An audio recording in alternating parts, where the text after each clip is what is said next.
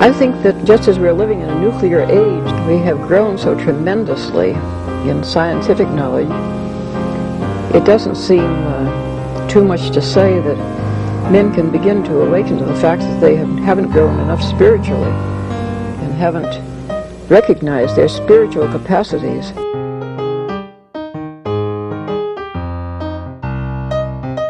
Once something like eating is death, then you've struck at the very heart of life. The enemy of the older radical theories may have been the ruling class, but today the stakes of whether we will reform ourselves into a new kind of human being, a new kind of society, whether we will find selves worth being, the stakes of it are simply life itself.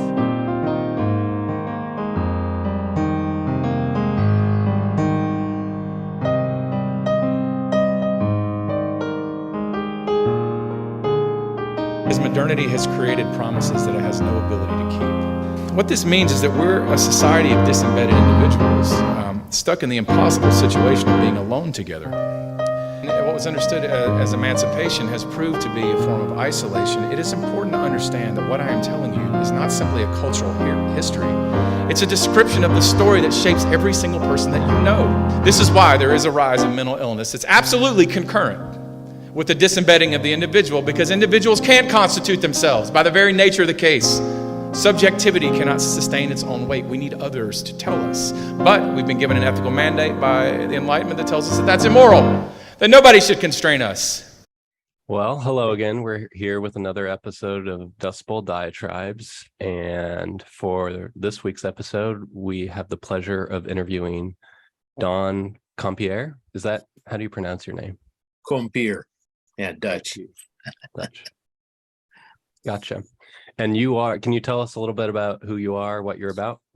Right now, I'm the dean of Bishop Kemper School for Ministry, which is an Episcopal school in Topeka that serves Iowa, Nebraska, Kansas, Missouri. I'm a priest in the Episcopal Church, theologian by trade. Mm-hmm. And were you always kind of directed down the more educational path, or did you do more pastoral stuff, or how'd that go? I've done some pastoral stuff, but I've been in theological education for I think my 31st full-time year. So that's where I've specialized in trying to train and form good ministers. Gotcha. Yeah. And so could you explain to us what your view of the world at large is? What is reality, and then how does that interact with how you form priests? Great question. A lot of my world was formed by my parents and their experiences. I think I'm the son of two very dedicated Christians who always thought that democratic socialism was the best way for Christians to organize politically and express their values. My mother is from Oklahoma, and she was a Dust Bowl. They were farmers, but became very poor in the 1930s. For a time, my mother lived in a chicken coop. A lot of the family went out to California, became Okies. But my mom got through because she was part of what we would now call a Christian-based community, a really tight-knit group that shared resources. And so she was the first person in her family to go to college, where she met my father, who came over from the Netherlands, who'd also been really poor in the 1930s. And of course, in 1940, his city was firebombed by the Luftwaffe, and the Nazis moved in for 5 years. So he had that whole bitter experience. So they were utopians. They were really driven by a vision of the reign of God, and so that shaped my whole worldview. That we're here to try to make the kingdom of God real in the present age, which is of course full of all kinds of countervailing values and realities that strive against care for creation, care for people, and we have to find the best way for us to move the ball forward to a more just society, more in line with what God has intended all along. I hope that answers your question somewhat. Mm-hmm. I think so. I got a follow up. Just just asking, like, as you were developing in your theological training, like, how did you see yourself relative to the world? In other words, I mean, for instance, in your interactions with other people, how did that feel actually yeah. Well, my way into theology was through history. My first graduate school years were in 20th century Mexican history and politics. I really wanted to understand the Latin American reality because I had become very involved in Amnesty International. That was, of course, still the Cold War, where there's all kinds of human rights abuses going on, perpetrated by the United States and Argentina and Chile and all over the place. And so but while I was studying the culture and history of Latin America, that's when I really felt the call to become a theologian, because I encountered Latin American liberation theology, and Gustavo Gutierrez and John Sobrino, people like that. And so that really gave me a whole new vision of responsibility and kind of Pan-American, identity, that we need to see us all as citizens of the Americas. That when I say I'm an American, that does not mean U.S. Right? It's much broader than that. I hope that helps get your question. Yeah, it does. And I'm just thinking that probably was a perspective that as you interacted with other people, at least in this country, was so different from most people. Like, I guess I'm curious, how did that feel to kind of like develop and feel so different? Yeah, I always felt different because I went to Dutch public schools and my parents moved back to the Netherlands for good in 1975. So I was kind of although I was born and a citizen, always was a citizen of the United States, I always felt like I was sort of a refugee almost, like I didn't really belong here, but there simply wasn't an opportunity for me to, work in Europe. And then I've been married for 43 years next week to my spouse from Mexico City. So that's another sense of being an outsider, right? That becoming aware of that the whole migrant and Hispanic set of realities. So yeah, I've always had to struggle with holding on to my own sense of self when so much around us. I think that's a really perceptive comment that you're making there, that that stranger in a strange land, right? And to be comfortable with that. I think there are biblical themes that really help there, like Hebrews, where this is really not our home. We're heading towards a better place. So I had to come to terms with that from a very young age. I really didn't fit into the norm, right? Yeah.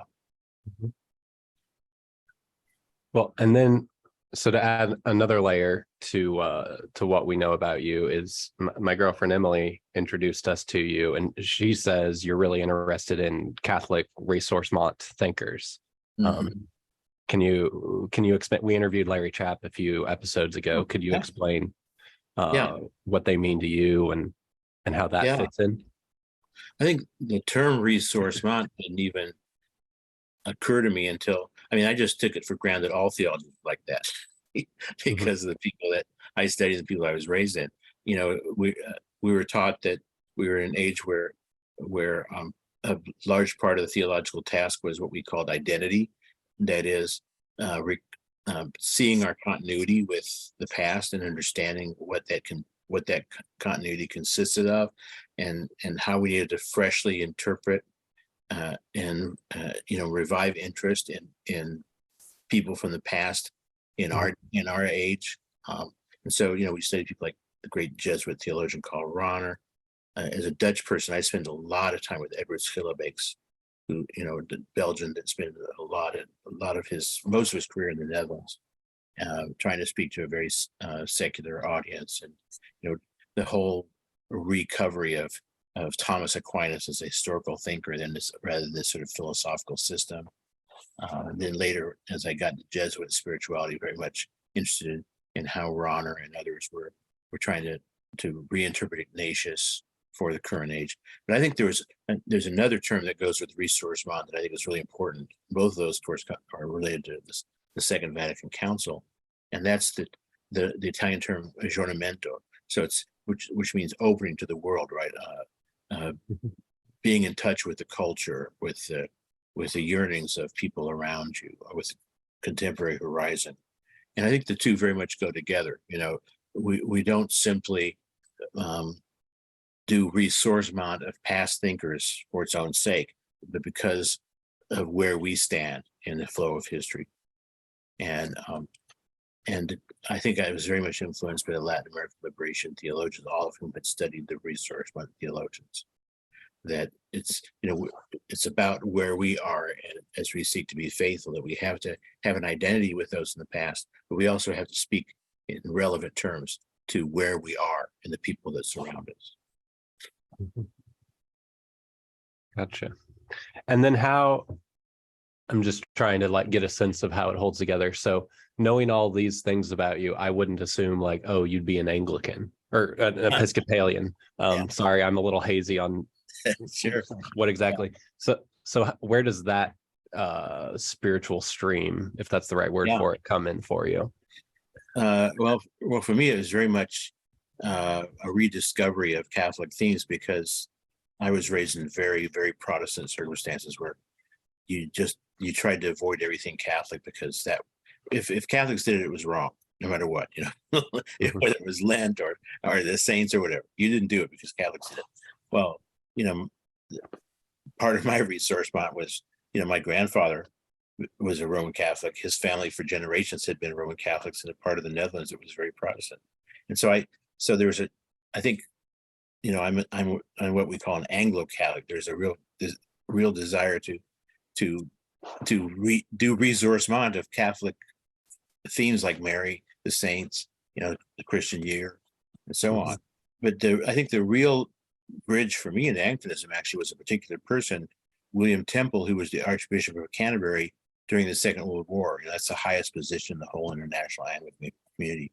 And he was very much of a Labour Party socialist and believed that Christians should support, mandatory vacation, universal free education, healthcare, old age pension, etc. And wrote a very influential book called Christianity and Social Order, that was very much in line with the kind of democratic socialistic thinking that developed after the war, and with the United Nations Declaration of Human Rights. And so he was really what attracted me to think, well, this is a way of thinking that addresses. He was very ecumenical. I wanted to bring all Christians together. Unfortunately, I found out later that not all Anglicans were in agreement with him by a long stretch, and that his was quite a struggle. But it was a very attractive vision for me. It still is. I consider him one of my patron saints. Mm-hmm. My spouse has always been a Roman Catholic, and so there's always been that strong affinity at the same time. I like to say I'm a Catholic. I'm just not a Roman Catholic. But I think I have much more in common with Roman Catholics than I would with most Protestants. Mm-hmm. Right. But would it be fair to say that you still think it's important to you see the Anglican communion as isn't the term a via media, a middle way in between? So you're committed to that? Well, that can, yes and no, because sometimes it's used to be, for instance, it was used against Martin Luther King Jr. by Southern bishops. Say, oh, you're going too fast, you're being too controversial. Let's be moderate.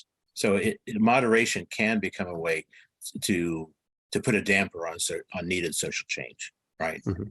And sure. But I think in terms of it being a sort of way of appreciating all the Christian past, both the Catholic and the Protestant elements, in that sense, I'm comfortable with the term. But it gets overused. Sure. Yeah. Or the theological position slides into political and social positions. And well said. Yeah. Very true. So it does seem, I'm aware that some Protestants tap into the Anglican lectionary and various, aspects of liturgy through the Anglicans. Absolutely. And I think it functions in that way, is that it is, access to, in a way, access to the Catholic tradition through a means that doesn't come with the baggage of Catholicism in a way. And how, so I'm a sort of dual Catholic and member of Word of Life Church in St. Joseph, Missouri. And they use aspects of what the Anglicans do in their service. Are the Anglicans aware of themselves as a bridge, as they are? Not as much as they should be, probably. We're living in a difficult moment historically, where, and I want to talk about this later in terms of clergy preparation and so forth, where we're really seeing the secularization advance much deeper and faster than we ever envisioned. And so the institutional churches, all of them, are in a lot of trouble. I think the Roman Catholics less so, because there's just so many of them. But even then, there have definitely been declines, right, in certain areas. But there's, for a number of the Protestant denominations and Anglican congregations, it's wondering how many more deaths you could have before it's all over. You know what I mean? And so this has led, unfortunately, to a kind of circling of the wagons, which is so against the spirit of William Temple and the ecumenism he sought to foster, and I think really counterproductive. This is a time when we need to find common cause, right?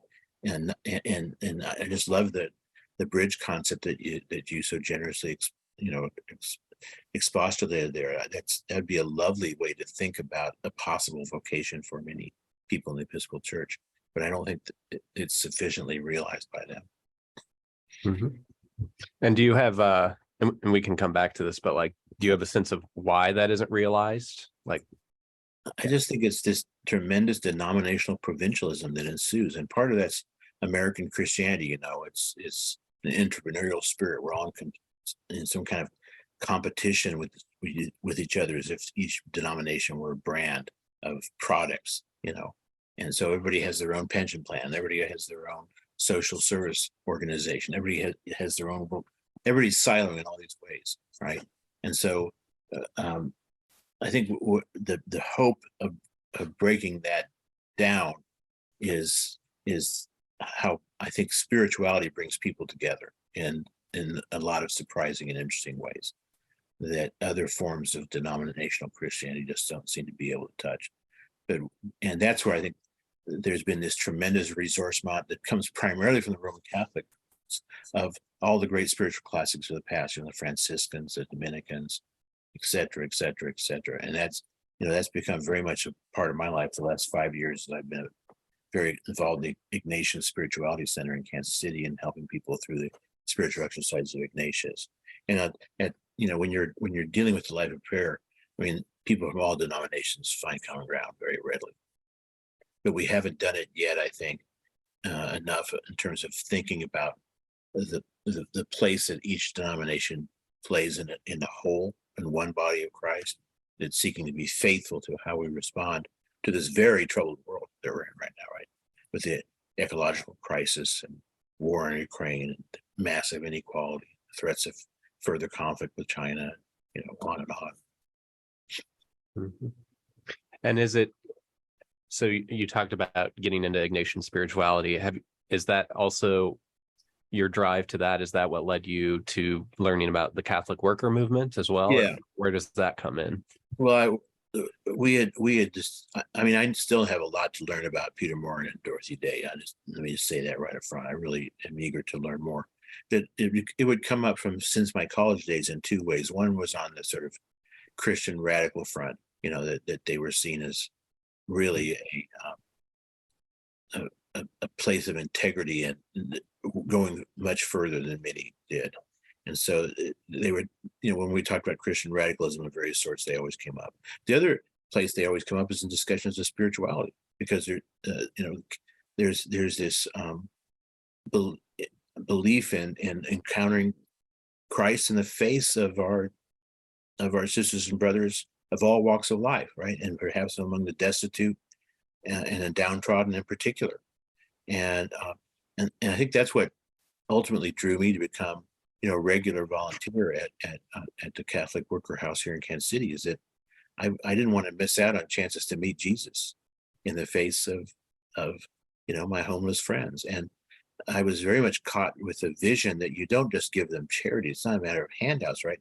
But it's about recognizing the dignity of every person and the call to be in community with people across the economic divides and all the class divides that we still throw up, racial and everything else, so that when I go on Thursdays, as Emily knows, I volunteer along with a guy called Tim who lives in a tent, in someone's backyard. But we do laundry for Jesus. The people that come in to do the showers that morning, who was left their towels and changes of clothes. Mm-hmm. So to me, it was really a spiritual call to express my kind of Ignatian sense of finding God in all things, and being a contemplative in action, as Jesuits like to say. Gotcha. So, could I? Yeah, I have this like utopian dream that churches could do this kind of work and actually do it in a sort of organic way by simply inviting the poor and anybody into their churches. And actually, as you expressed, and Emily sent me one of your sermons that you did this July, where you talked about the Cherith Brook experience, Mm-hmm. and how a part of that is to bring in people, regardless of whether they've got a house, regardless of whether they have money, because everybody has something to offer. If you take money out of the equation, everybody has something to offer. And I just love that vision of churches becoming full-fledged communities where it doesn't matter. And I always ask our guests, like, what do you think is the biggest thing that stands in the way of churches doing that, rather than some auxiliary organization that's kind of held at arm's length? Let's face it. Right. Right. Yeah, that's a wonderful vision. I think there's actually hope as the church sees itself in institutional decline, and that gives an opportunity to rethink what we're all about and the kind of vision for who we are in the world. And I think it's just only very recently that what we call Christendom, right, the Constantinian marriage of the church and social power, has really begun to disintegrate. And I think a lot of people see that as a threat to their pension plans and what have you. But I think it opens up real opportunities for a much more genuine kind of discipleship, where people aren't coming to church because of social standing or because it enhances their position in the community in any way, but because they're being invited to share in the work of Jesus, and Jesus invites everybody, right? It's a wonderful vision. Yeah. Mm-hmm. And so, how does all of everything we've talked about so far, how does this impact your role at Bishop Kemper and the work you do forming priests? Yeah, and deacons and some lay leaders as well. Mostly Episcopal, few Lutherans, a few other folks that have come in from time to time. I'm just, this to me is that combination where I talk about earlier, ressourcement, and aggiornamento, just to help them to realize the world they're living in, right? And how the church is declining, or a lot of what the church used to be is just not going to be anymore. There's a certain dying happening, and so how can they be people that help to forge a new reality with visions like Laurie just expressed, And so I really kind of like to think, when the first Episcopal seminary was founded in Virginia, it was called the School of the Prophets. And I'd really like to think about seminary that way. I've told the students, you have pastoral responsibilities. You have to put a liturgy together. You have to preach a sermon. You have to visit people in the hospital. Yes, but being prophetic is also part of your job description. And so I try to constantly foster that, that they will speak up and speak out. They will stand with, migrants and the homeless and all the victims of our unjust and violent social order, with the imprisoned, those on death row, etc. And you know, to get back to something Laurie said earlier, for the first part of my career, I mostly felt like a voice crying in the wilderness. But as I think people are becoming more aware that the old order is crumbling, I'm finding more and more fertile ground where students are interested in talking about how we can be leaven, you know, how we could be light, how we could be part of a very badly needed social change. And that's what keeps me getting up in the morning, you know, that possibility of being a part with the Holy Spirit. And as I tell my students all the time, you know, this is a co-learning environment. You know, all of you bring experiences, all of you bring knowledge, and you're probably going to learn more from each other than you do from the faculty, and that's fine with me. That's the way it was when I was a seminary. So let's think about how we can, you know, educate and form each other in a communal way, and that's probably what I'm most pleased about in recent years, is the way that we have been able to go against a spirit of competition, a spirit of one better than the other shipmanship, you know, that people across orders become friends and supportive of each other. That clergy meetings are no longer about strutting your stuff, but about actually being in community together, you know. And so none of this is something I could have done alone. You know, you have to do it with good faculty colleagues, with good students, with good board. But I'm really happy to be a part of that. It's like we're sowing the seeds of maybe a new church, you know, and new visions and new possibilities. So you send people out into this position, yeah, and you're sending them into, of course, Anglican, Lutheran, and various churches who hire their ministers. And, you know, one of the things that we've encountered in talking to ministers is, you know, that this can become a real source of tension, because they have to worry about, if you can be hired, you can be fired. mm-hmm. And so how this influences how they interact with their parishioners. How do you guide people as to what to do when they face the inevitable situation where the people who are listening to them don't want to hear what they have to say? Yeah. I mean, it's always, you know, you have to, having the spiritual resources to take risks, but part of the change that's happening is, when I was first in theological education, I taught at Berkeley for 9 years. Almost everyone was in the situation you described. Now the people I prepare, many of them will never be paid by the church. They're you know, there's this, as the church has declined, and as there's less and less money, we have this rise of bivocationality. So you have people who are lawyers, but on Sunday they preach and offer the sacraments, you know, or they're healthcare providers or teachers or whatever. And interestingly enough, those folks don't have to worry as much about what you're talking about, right? Because if you fire me, I already have a day job. I was doing this for you all anyway. Right. Yeah.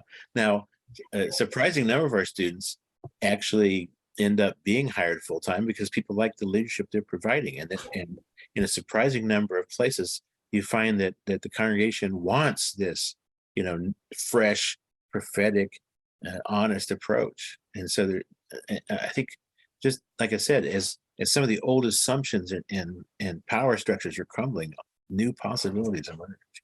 So I've noticed a definite change. You know, I think a lot of the resistance I encountered early on was precisely for the reasons you stated. You know, yeah, but I'm going to have to keep my job. That is really good to hear, actually. I think that I wasn't aware of that, and that I think would really help a lot, actually. If it's a labor of love and it's a labor of conviction and not a career, then more likely you're going to be able to tell the truth, and you're going to be able to lead, right? Because leadership requires like confidence and conviction. Yeah. Well said. And even most of the people that come out of my school that do get hired full time, they're second career people. They're already retired, and so yeah, they enjoy being, you know, full time, but it's not the end of their lives. if they're fired, No. So it really creates other possibilities. Mhm. So could you expand, you mentioned secularization a fair amount. Could you, what is your prognosis on what is secularization and how bad is it right now? Yeah. Well, of course, it all starts with the Enlightenment, with the rise of scientific rationalism and the confidence in quote unquote objective historical study, and in Europe, it's been quite apparent for a number of years. The number of people that go to church just goes down until in most European countries, less than 10% go to church even at Easter and Christmas. Most people, it's just completely irrelevant to their lives. Many people think that has to do with the rise of science, with some people call the disenchantment of the world and so forth. I think a lot of it has to do with class. That a lot of the established churches, and of course in Europe you still have state churches. The Church of England is a state church there, right? And you have the Dutch Reformed in the Netherlands and so forth. And they become centers of privilege and power. They're part of the elite, And when I was in the Netherlands last summer, I really took the time to talk to my very non-church nieces and others, and I was just amazed that they really think of church people as immoral. As my very intelligent 19-year-old niece's definition of a Christian was the person that thinks they're better than others and wants to cram their ideas down your throat. That was her experience of what a Christian is. And so, I really think that we have with resourcement comes reform. There's things that really have to change, that need to become unacceptable in the Christian context. I mean, of course, the most egregious example of this in the United States is the way that the church remains the most segregated, racially segregated institution in our nation. And it's insane to think that you can have a genuine Christianity that is monocultural or monolingual. It's just, if you read the book of Acts, that's just insane, right? To think that that's even a church. And then, the way it's been, I mean, there was a time when people became Anglicans because that was how you rose. As you became better off, you became an Anglican. Mm-hmm. And so there's just all these ties to power and money, and I think that's what makes people really not want to have those dirty homeless people in the church, right, Laurie? I mean, that doesn't go with the decorum here, right? And so in all sorts of ways, people have received a negative impression of Christianity because of the way that Christians behave. And of course, when you stand on certain social issues and make that what you're all about in ways that seem to others to exclude them, so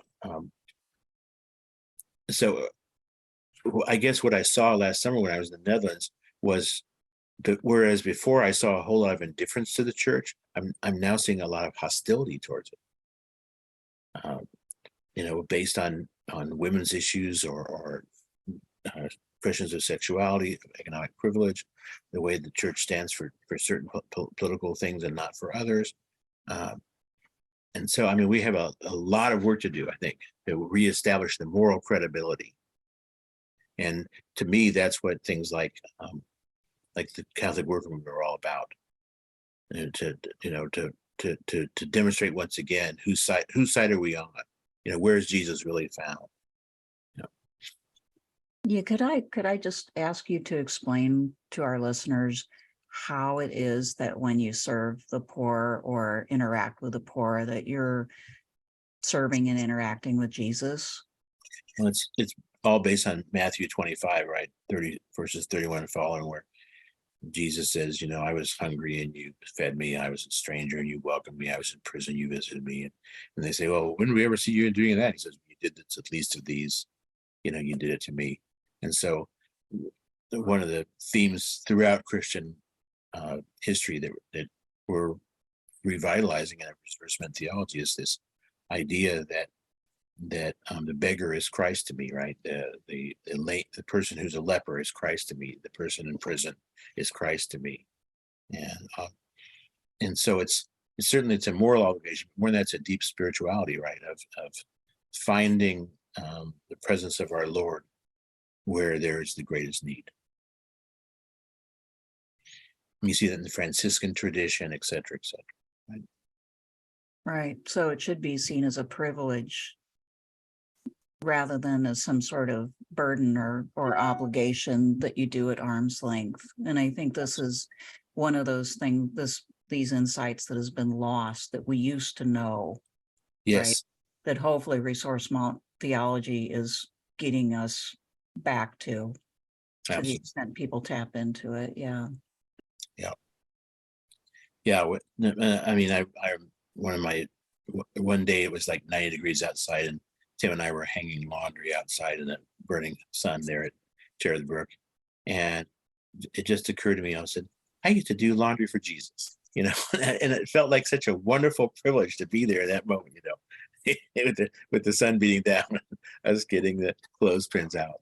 And so as you put it, it's not, oh, I get to help these poor folks. Rather, I have the privilege, of being of some humble service. Yeah. Yep. Yeah. And do you find are more and more people in the church, are they actively embracing this more personalist outlook, or this more little way Matthew 25? Is that dawning on people as part of this knowledge that the old systems are crumbling? And I'd say it's certainly making headway. I mean, we still encounter the old ways all the time, right? That's related to your question about traditionalism, I think, right? There are people that really want to set the clock back. They want to keep things the way that they were, or they think that they were at some particular point in time. And I think if there's one thing we learned, it's just you never can go back in history, right? I mean, time's error only moves forward. I can't remember which philosopher said that, but it's so true. Every context is different. Every situation varies. And so to really develop the spiritual nimbleness, to not be afraid of change, right? I mean, the Buddhists know that, right? That the main thing is that we fear change, right? That to have the spiritual strength to say, whatever comes, it's, I'm going to find Christ there. God is going to be there. So let me open myself to these realities rather than trying to hide away from them, Yeah. But I think, and of course, one of the things that's happening is that the institutional church is aging. And so we have a lot of people now. I mean, I turned 67 this month, and I go to a number of churches. I'm the youngest person there. And it's simply around. I mean, some people remain remarkably open all their life, but most of us, by the time we're in our 60s or 70s, we're kind of settled, right? And so it's difficult to accept new realities. I'd say even most of the 30-year-olds I'm around are having trouble accepting new realities. So, yeah. People don't like taking risks fundamentally. I think risk is really like the source of the feeling of life. This is my personal philosophy. It's scary, but it's also what brings you life, is taking risks and making changes. But, people are very afraid of that. And also our entire system is geared towards keeping people kind of heads down, nose to the grindstone, working towards, spending so much of their lives just working towards somebody else's agenda, usually for making money for somebody else. And so you get caught in that trap for decades of your life, and that becomes more important than anything else. It's not entirely, even mostly, people's faults. It happens. Yeah. But if we could find the magic key to reminding people that sometimes the most exciting and worthwhile thing in life is to take a leap Yeah. off a cliff, that would be great. If you have the magic formula for teaching people that, we want to hear it. Certainly lots of wonderful precedents in Christian history for people taking enormous risks, right? Like Francis Xavier and his companions going all the way into India, when people had no idea what things were like there, the language or anything else. The Franciscans just leaving everything, depending on begging, and of course the martyrs and all I was just reading a piece today on Christians in India being harassed again. I mean, it's not that era is ended, it still goes on. It still goes on. And I would say, so Emily and I are still early on in kind of like rooting ourselves in Catholicism here in Kansas City, but already it feels like there's this vibe that like we're the Catholic workers. They think it's really cool that we're doing that. More people should do it, but it's not their way. It already feels a little bit like we're on a pedestal. Wow.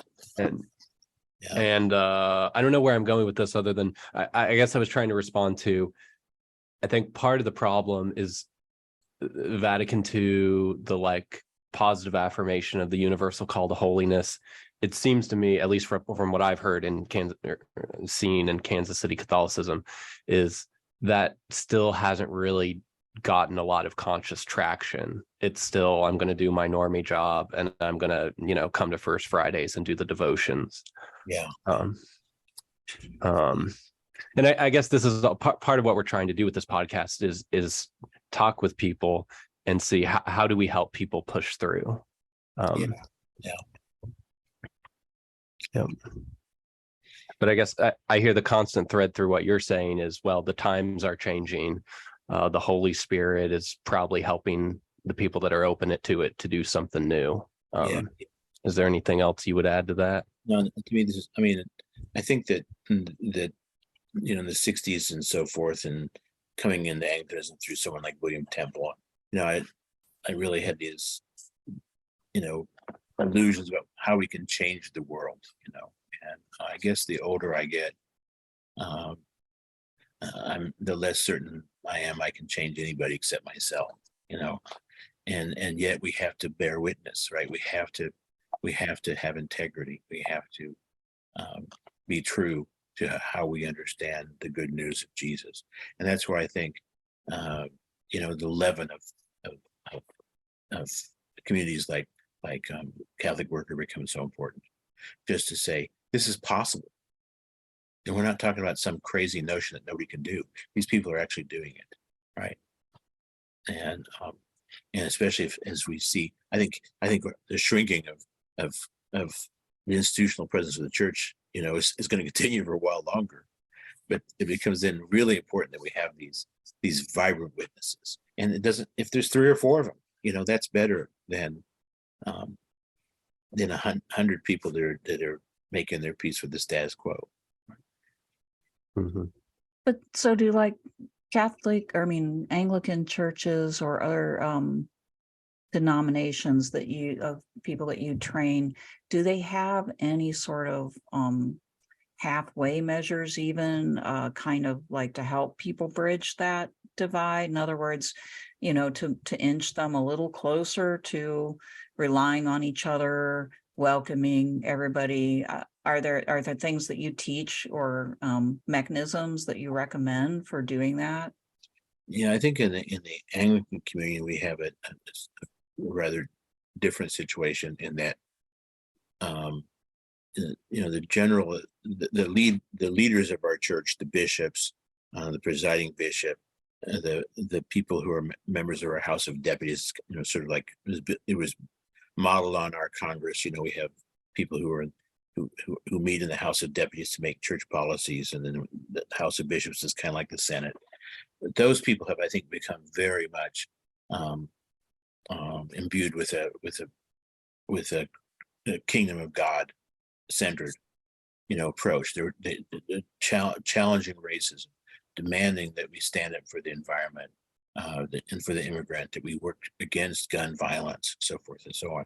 I think the challenge is to bring that message to the rank and file in many small congregations across, rural America, especially in this part of the world. How do they catch that vision, which the leadership of the church clearly has, and really wants to promote every way they can?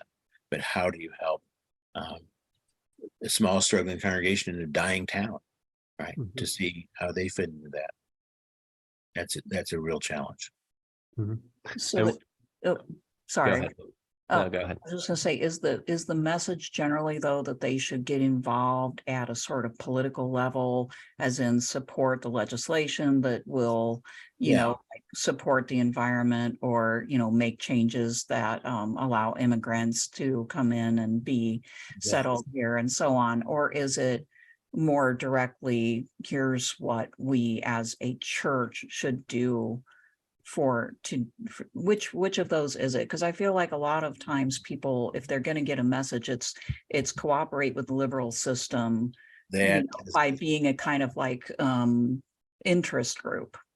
Yes.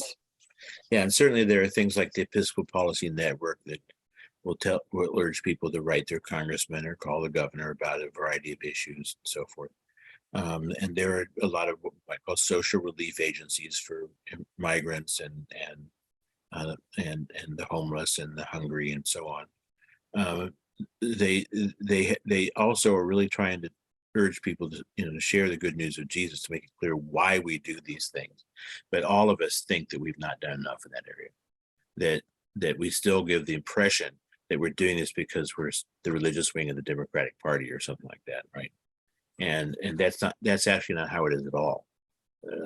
We do those things because coming out of our core belief in the God of love, who values and cherishes deeply every human being and the creation, right?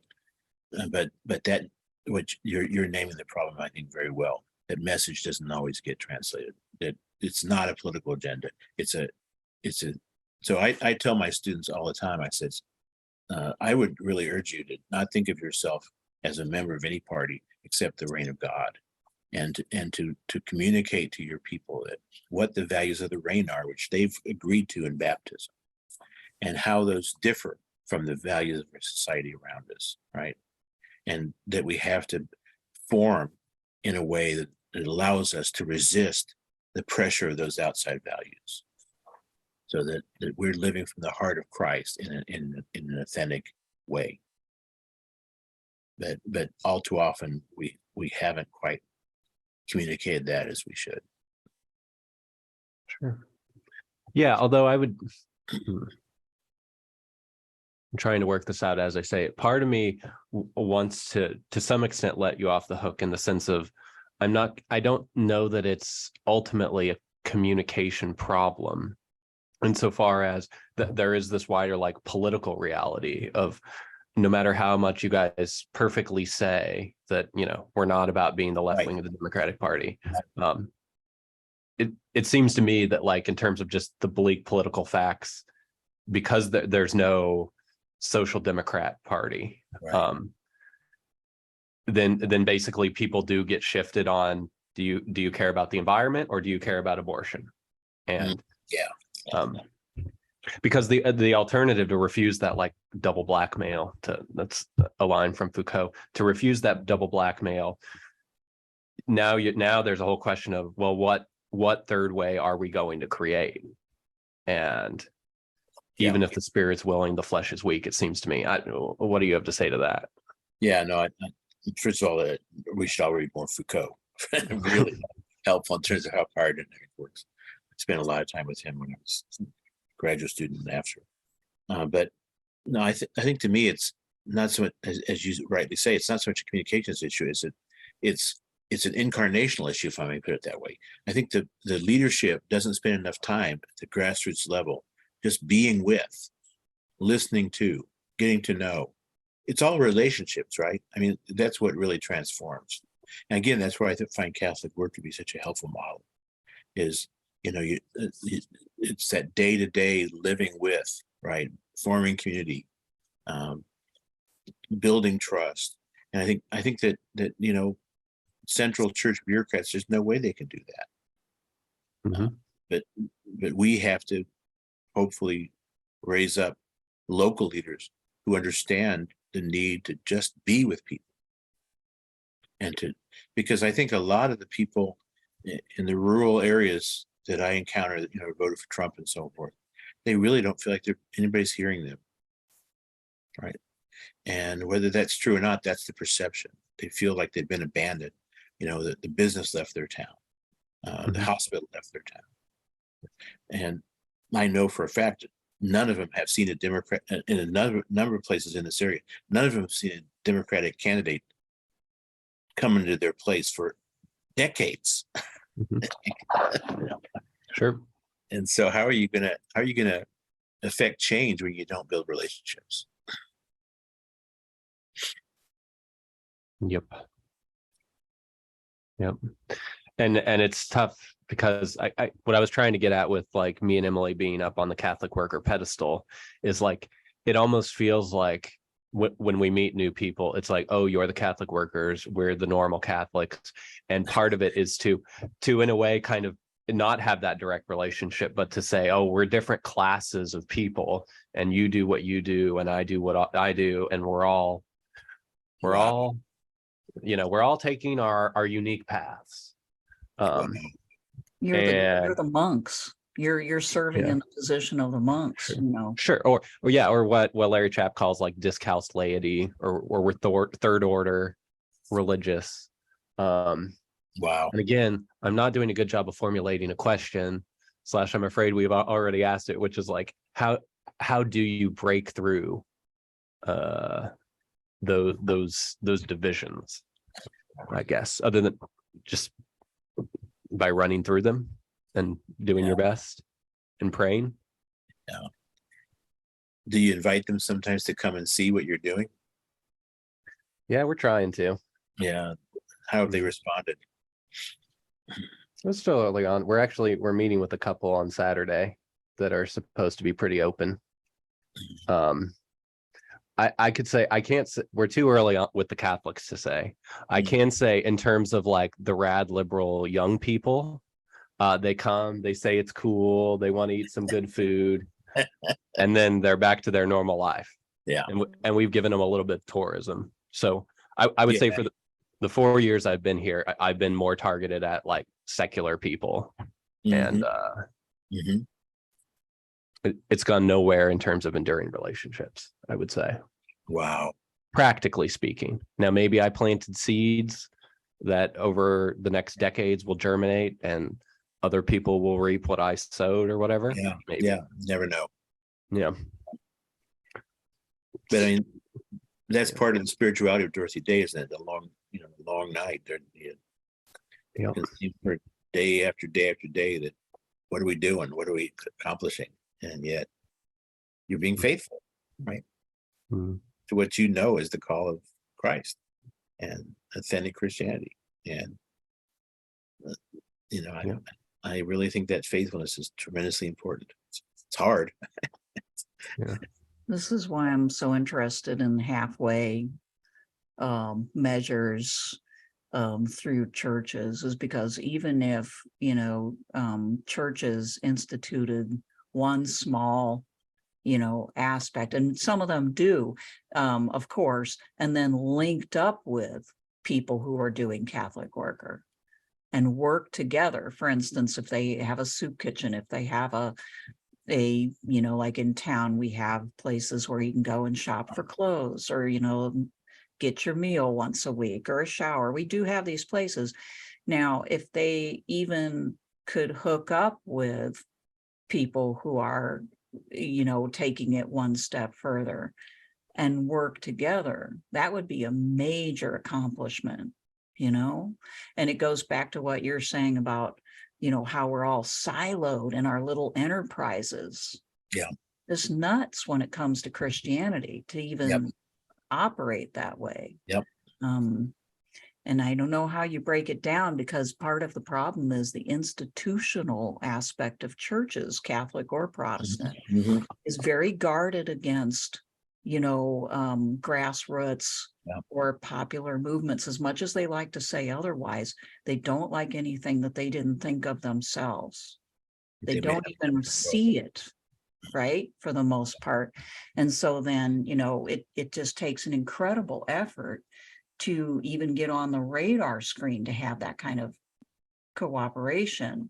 But imagine if that started to happen, how much like cross pollination there could be.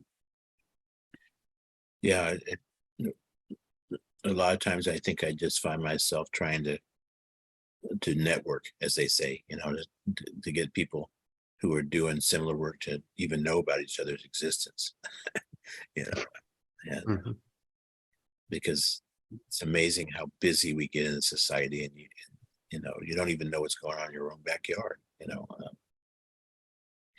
But like when Cherith Brook recently had to have that facade, they had to do something that they really don't like to do, which is raise money, right? It's amazing how many connections were made that people said, well, yeah, I can contribute to that, and Mhm. I think Eric was hoping to get the money together by June, and it was in before Christmas, right? Mhm. Because, and I think a lot of that's just the integrity building that he's done over the years, right? That people know that the real deal is there, and so when the need arises, they're going to support. I think, and I'm sure that's what you're doing as well. Just building your reputation as people of integrity who can be trusted.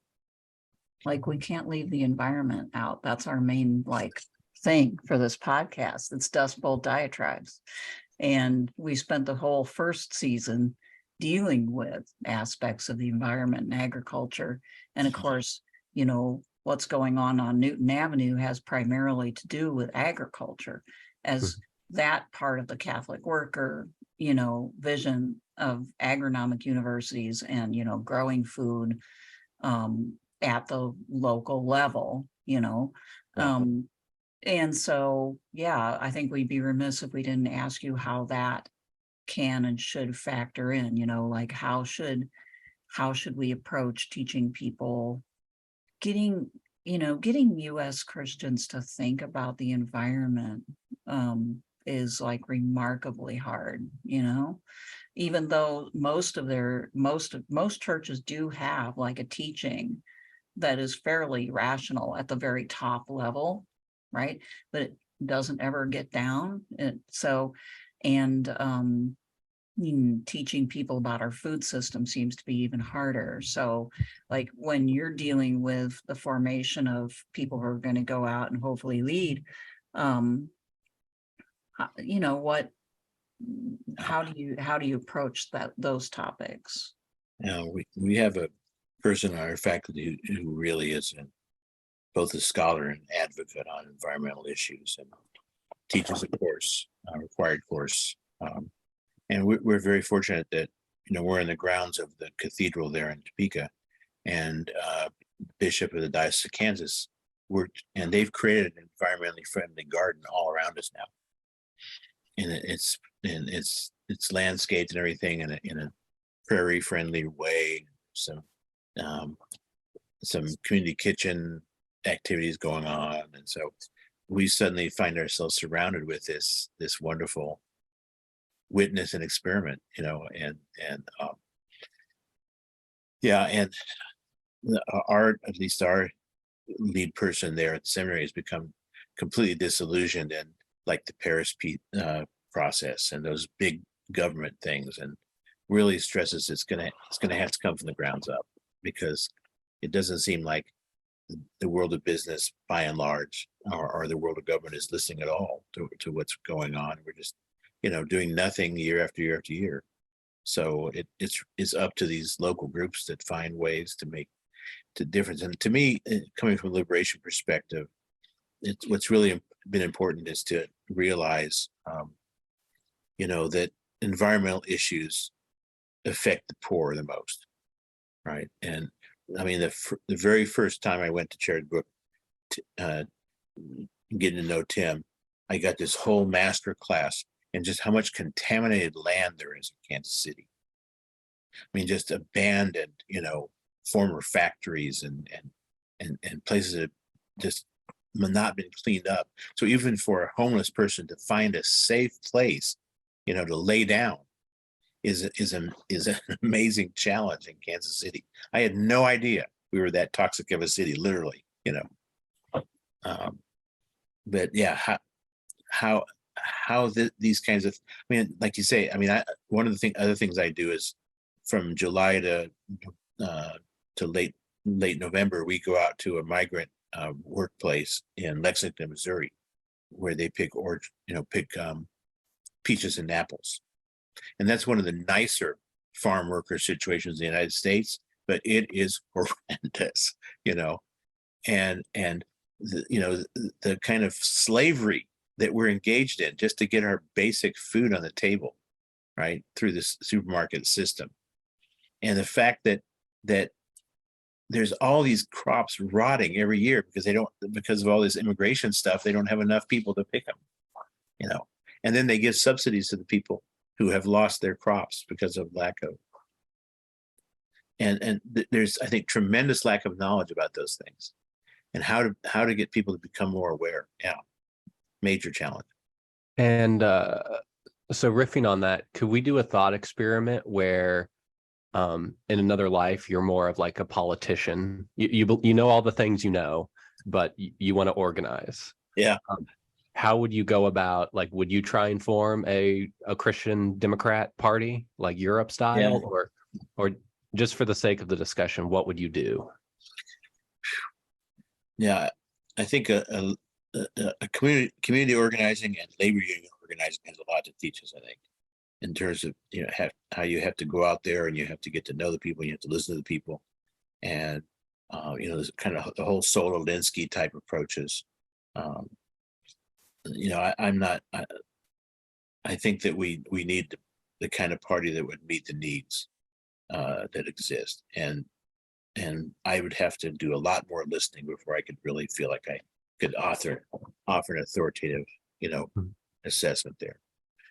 But I think there are huge organizational opportunities, both in terms of unions and in terms of politics, that are going just wasted in Missouri for sure, but I think in Kansas as well, and Nebraska and other parts, because there's just not even a connection made, Yeah. So wasted through like lack of listening, basically. Yeah. Lack of any presence whatsoever. I mean, they had this great story in the Kansas City Star about this community in Northwest Missouri that always used to vote Democratic. And then they talked about, they haven't seen a county official, a state official, or a national official for like 4 decades.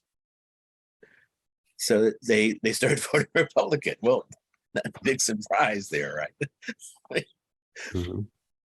So there's just legwork.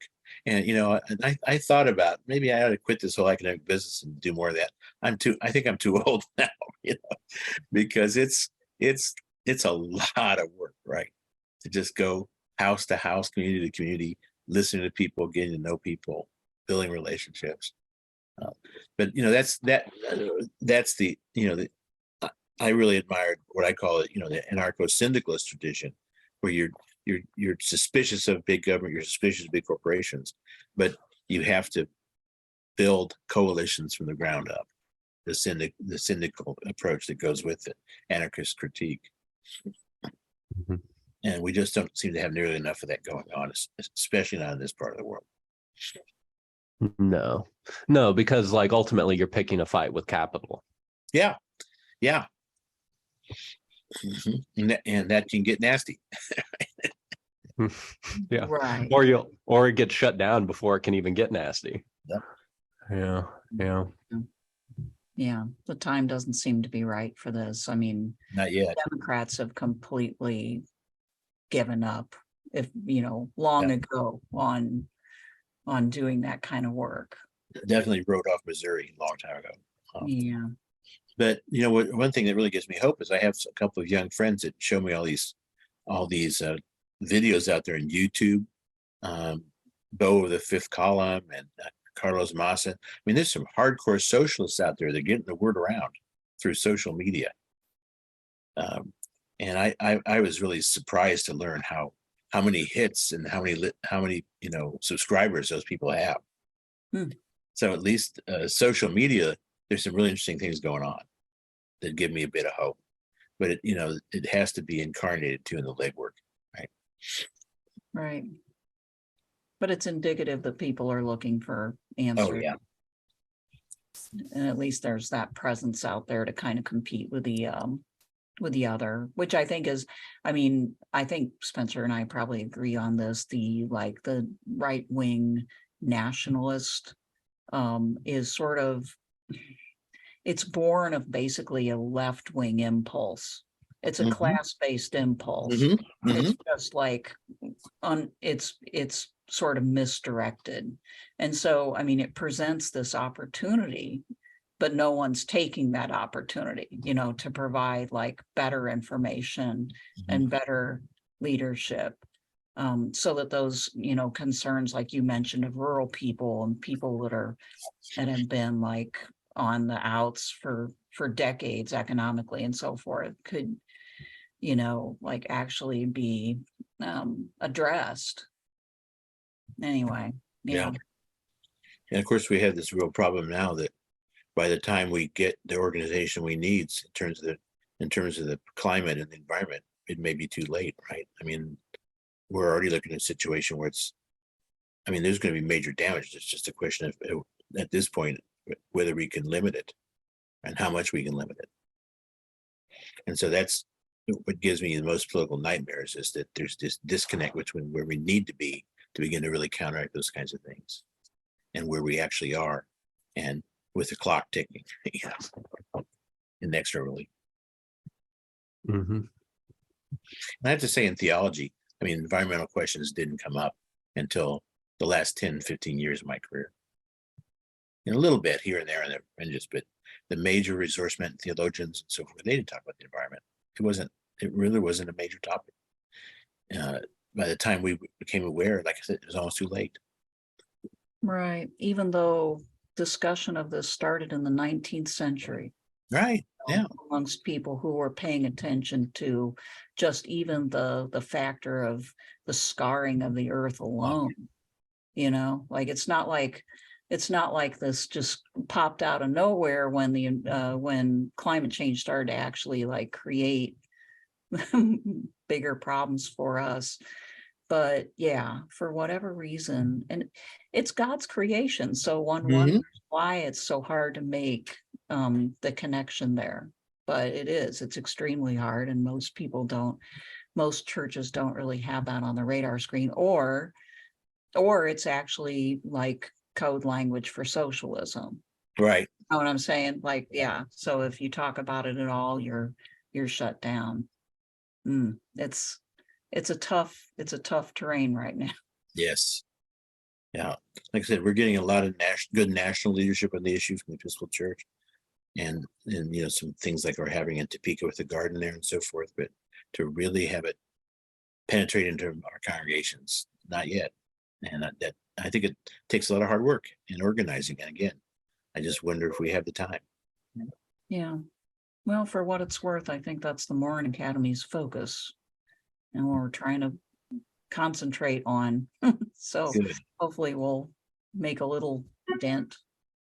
I'm very glad to know about you. Yep.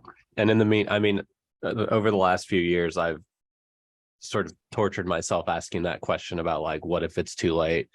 And like on the other side of it, I'm like, well, we just don't know. We have to keep acting faithfully to the extent we can. Absolutely. Couldn't agree more. Yeah. And part of that has been me letting go of like a short-term like view of thinking that like I could at least have any real positive, visible, immediate short-term impact. Not forget about the world, just like the people around me. And as that's proved to be way harder than even that's proved to be harder than I thought it would be. Now it's like, well, maybe I just need to accept that, like, it's kind of like the monks at Cluny in like the 9th and 10th centuries, that you're playing this long game outside of your lifespan, and that should be your real horizons. I agree. Yeah. I think. every day we do what we can, right? Mhm. And I really appreciate all that you all do. Yeah, and thank you for everything you're doing and for talking to us today. I'm really glad to get to know you. And Mhm.